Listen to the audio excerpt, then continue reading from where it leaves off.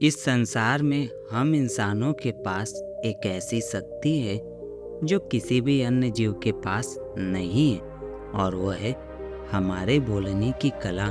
हम अपने भावनाओं को लिखकर और बोलकर अन्य लोगों के सामने अभिव्यक्त कर सकते हैं। दोस्तों, वैसे तो जानवर भी अलग अलग तरीके से खुद की भावनाओं को अभिव्यक्त करते हैं। जैसे एक कुत्ता खुश होने पर अपनी पूंछ हिलाता है, लेकिन ये जो हमारी पावर है, इसको हम सुपर पावर कैसे बना सकते हैं? तो इसका केवल एक ही जवाब है, होशियारी और चालाकी से बात करके।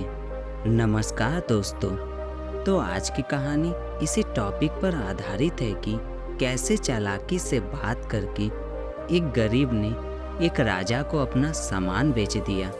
दोस्तों, अगर आप भी अपने बात करने के तरीके को सुधारना चाहते हैं तो इस वीडियो को अंत तक जरूर सुनें, क्योंकि इस वीडियो के अंत तक कुछ उपाय बताए गए हैं जिसे अपनाकर आप भी होशियारी और चालाकी से बात करना सीख सकते हैं और अपनी बोलने की कला से किसी को भी प्रभावित कर सकते हैं। कहानी में आगे बढ़ने से पहले आपसे निवेदन है कि अगर आपने हमारे चैनल को सब्सक्राइब नहीं किया है तो जरूर से सब्सक्राइब कर लें। तो चलिए कहानी शुरू करते हैं। राजमहल के पास से एक पंखा बेचने वाला गुजर रहा था।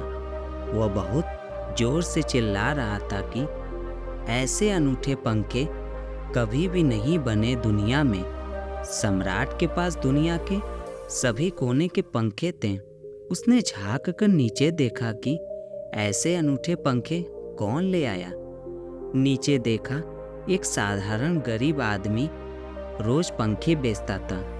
वही साधारण आदमी 2-2 पैसे के पंखे बेच रहा है। सम्राट ने गौर से सुना। वह फिर से चिल्ला रहा है कि अनूठे पंखे हैं, ऐसे न कभी देखे गए और न कभी बने हैं। सम्राट ने उस पंखे वाले को ऊपर बुला लिया और उससे पूछा कि इन पंखों की क्या खूबी है? दिखते तो बिल्कुल साधारण हैं। उस पंखे वाले ने कहा, महाराज, असाधारण दिखने वाले अक्सर साधारण होते हैं। यह पंखा बहुत असाधारण है, दिखाई नहीं पड़ता है। क्या खूबी है इसकी? उसने कहा, यह 100 साल चलता है, इसकी 100 साल की गारंटी है। सम्राट ने कहा, तुम मुझसे हैरान करने वाली बात कर रहे हो। यह पंखा इतना कमजोर दिखता है कि 2 घंटे चल जाए तो मुश्किल है। उस आदमी ने कहा, मैं तो गारंटी देता हूँ। सम्राट ने कहा, इसके दाम कितने हैं? उस आदमी ने कहा, 100 रुपये दाम है, ज़्यादा दाम भी नहीं है। उस सम्राट ने कहा, मैंने बहुत पंखे देखे, लेकिन 2 पैसे के पंखे का दाम 100 रुपये, इतना ज़्यादा?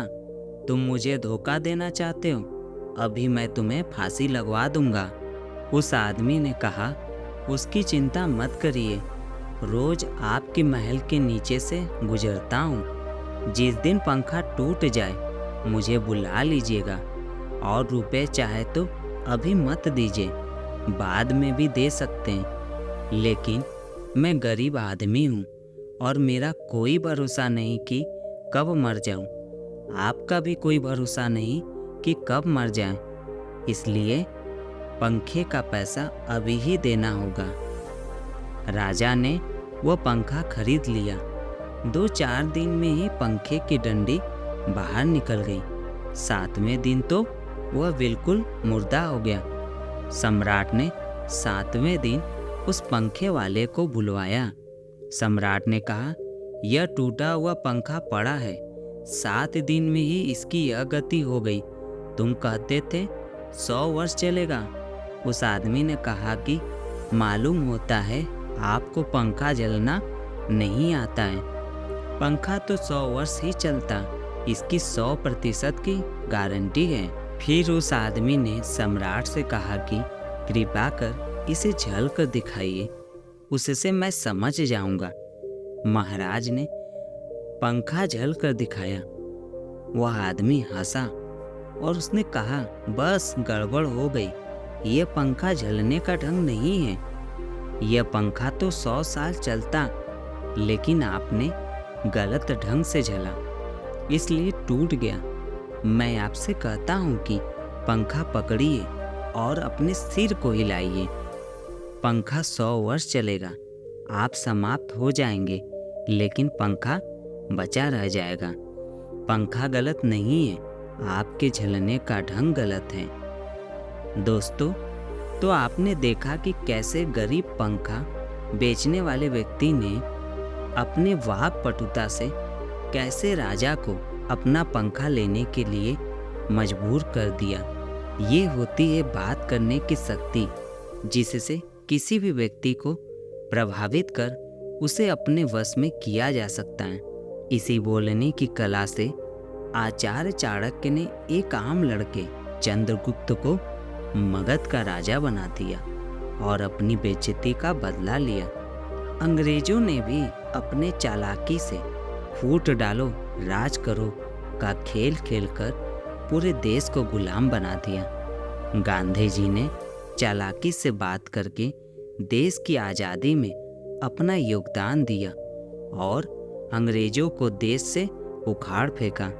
हिटलर ने भी चालाकी से जर्मनी के भोले भाले लोगों पर राज किया। दोस्तों, अगर आपको भी ये बोलने की कला आ गई तो आप भी अपने व्यक्तिगत कार्यों में सफलता के उच्च शिखर पर होंगे। अब मैं आपको कुछ उपाय बताने जा रहा हूँ जिससे आप अपने बोलने की कला को सुधार सकते हैं। पहला, बोलने से पहले मन में सोचें। ज़्यादातर बड़े वक्ता या ऐसे व्यक्ति जिन पर कोई बड़ी जिम्मेदारी होती, वे प्रत्येक बात को पहले अपने मन में दोहराते हैं, फिर उस वाक्य के सभी मतलबों पर विचार करते हैं, फिर ये देखते हैं कि सामने वाले व्यक्ति को उनकी बात कैसी लगेगी, उसके बाद उसे बोलते हैं और यह काम दिमाग द्वारा बहुत ही जल्दी होता है। साधारण व्यक्ति बोलते वक्त वाक्यों के सभी मतलबों पर विचार नहीं करता है, वह तुरंत ही वाक्य को जुबान पर ले आता है, जिसकी वजह से कई बार वह कहना कुछ और चाहता है और सामने वाला व्यक्ति कुछ गलत ही समझ लेता है। आपको ऐसा बिल्कुल भी नहीं करना है। आपको भी बोलने से पहले सोचना है। दूसरा, कम बोलें। आप जितना कम अपने शब्दों को व्यर्थ करेंगे, आपके शब्दों की कीमत उतनी ज़्यादा बढ़ेगी। शायद आप इस बात पर मुझसे सहमत न हो, लेकिन यकीन मानिए, अगर आप कम बोलते हैं लेकिन तर्क के साथ बोलते हैं तो आपकी बात ज़्यादा बोलने वालों से महत्वपूर्ण होंगी। अगर किसी विषय की आपको जानकारी नहीं है तो आमतौर पर उस विषय पर चर्चा करने से बचें और बात को किसी तरह मोड़कर अपने नॉलेज वाले फील्ड में लाने की कोशिश करें। तीसरा, इम्प्रेस करने की कोशिश न करें। अगर आप ये सोचकर किसी से बात करेंगे कि आपको उसे इम्प्रेस करना है तो आपको उससे बात करने में बहुत ज़्यादा परेशानी होगी और आप हर बात पर ये सोचते रहेंगे कि सामने वाले को आपकी बात बुरी न लग जाए। इसी चक्कर में शायद आप सामने वाले व्यक्ति से ज़्यादा अच्छे से बात न कर पाएं। अगर आप किसी को इम्प्रेस करने की कोशिश न करें और प्रत्येक बात को अपने मन में नाप तौल कर तर्क के साथ रखें तो आप ज़्यादा अच्छे से अपनी बातों को रख पाएंगे। हाँ, सामने वाले व्यक्ति की बेइज्जती न हो, इस बात का ध्यान रखना जरूरी है। चौथा, अपनी नॉलेज को बढ़ाएं।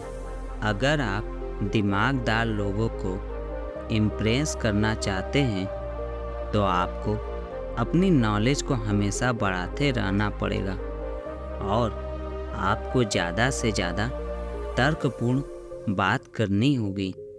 इसके लिए आपको ज़्यादा से ज़्यादा किताबें पढ़नी चाहिए।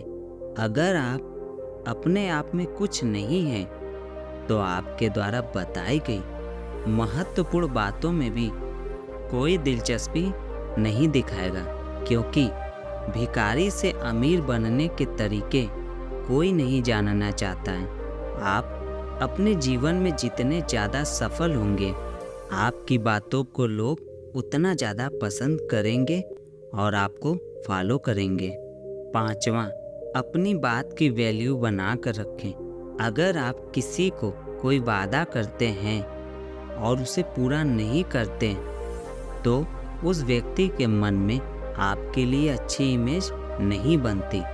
लेकिन इसके स्थान पर अगर आप अपनी कही बात को हमेशा पूरा करते हैं, तो आपकी कही गई बात में वजन होगा।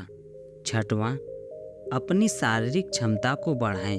एक अच्छी बॉडी आपकी ताकत ही नहीं, बल्कि आपके व्यक्तित्व के बारे में भी बहुत कुछ बताती है, क्योंकि आलसी व्यक्ति कभी भी अच्छी बॉडी नहीं बना सकता है। एक अच्छी बॉडी के साथ आपका इम्प्रेशन सामने वाले व्यक्ति पर अलग ही पड़ता है और आपकी बात वजनी लगती है। 7वां, आत्मविश्वास बना कर रखें। आज के बाद जब भी आप किसी से बात करें, तो हमेशा आत्मविश्वास के साथ बात करें। कोशिश करें कि उस विषय के बारे में लोगों से जीतने का प्रयास न करें जिसके बारे में आपको ज़्यादा जानकारी नहीं है। यदि आप बिना किसी विषय पर जानकारी के ऐसे ही बात करेंगे, तो आपके अंदर अपनी बात को रखते समय आत्मविश्वास नहीं आएगा। इसलिए अपनी नॉलेज को भी बढ़ाएं और तर्क के साथ बात करना सीखें। 8वां, कुछ लोगों से वाद विवाद न करें। ऐसे लोगों से वाद विवाद करने से आपको हमेशा बचना चाहिए जिनके सोचने का स्तर आपसे नीचा हो, क्योंकि वह पहले बातचीत में आपको अपने स्तर पर लाएगा और अपने स्तर पर वो आपको हरा देगा, क्योंकि वो उस स्तर पर चैंपियन है। आपको कुछ बेवकूफ़ लोग हमेशा मिलेंगे। इनसे वाद विवाद में न फंसे, क्योंकि हर लड़ाई को जीता ही जाए ये ज़रूरी नहीं है। ये सभी उपायों को अपनाने से आपके बात करने का तरीका बिल्कुल बदल जाएगा। दोस्तों, आज की यह कहानी आपको कैसी लगी, कृपया मुझे कमेंट करके ज़रूर बताएं। और अगर आपको यह कहानी पसंद आई है तो अपने दोस्तों को ज़रूर शेयर करें। इसी तरह की मोटिवेशनल कहानियों के लिए हमारे चैनल को ज़रूर सब्सक्राइब कर लें। अपना बहुमूल्य समय देने के लिए धन्यवाद।